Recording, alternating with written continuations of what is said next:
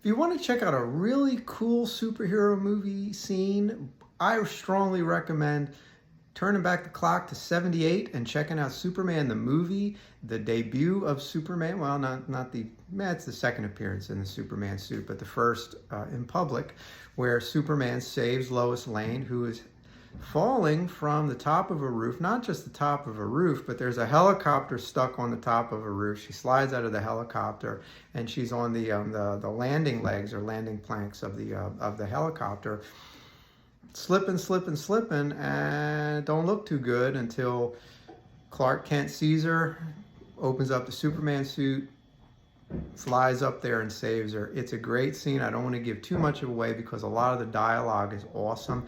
And look at the nuances on Margot Kidder's face and Christopher Reeve's face. It's tremendous delivery, tremendous performance, very personal. Now the helicopter itself, we know it's not real. It's hydraulic. You can tell that it's like something from an amusement park. And we also know that when Superman saves Lois Lane and he's bringing her back to the top of the roof, we know that they're on cables, that they're being pulled by cables. That was what you had back in the day. And people may say, well, that's not realistic. Baloney. CGI, when done, overdone, is about as fake as you can get. And here's the thing, a lot of CGI, it takes a lot of the drama out of a performance. And it becomes something like a video game where an actor is not acting a lot of times. It's just they're playing off of a fake background and fake special effects and scenes that are being done on a computer. And that doesn't necessarily make it impossible to have a great performance. You can still have great directing, great script, great tons of things, great editing, whatever, set design. But when you over-rely on CGI, and that's really the problem with movies like Aquaman and the Lost Kingdom and the Marvels, and not to single them out, but they represent people getting tired of excessive, overblown CGI with lack of a compelling story and oversaturation. Too much coming out too soon, and too much of it is the same.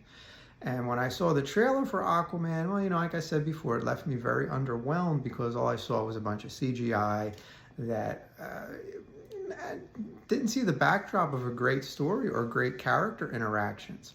And if you go back and you check out that old original classic Superman scene, you're gonna prescribe, not to be cliched, but less is more. And to be honest with you, there's not a lot of less going on in that scene when you think of all the skill and the talent, the way it was shot, the way it was edited, the way the director Richard Donner worked on it, the way the actors portrayed it, the sound effects, the sound editing. It's old school 35 or 70 millimeter, probably 35 filmmaking from a lost era, lost art. And it doesn't have to be lost. You can duplicate all that stuff today because it was just simply people working really hard to give you a really good movie. As opposed to, I think today, it's way too corporate and they're just rubber stamping assembly line product. It's just it ain't making cashola anymore. So you can't turn around and say that they're on the right path with that. Not that the Superman movies ended up on the right path. The last two films were, less said the best said.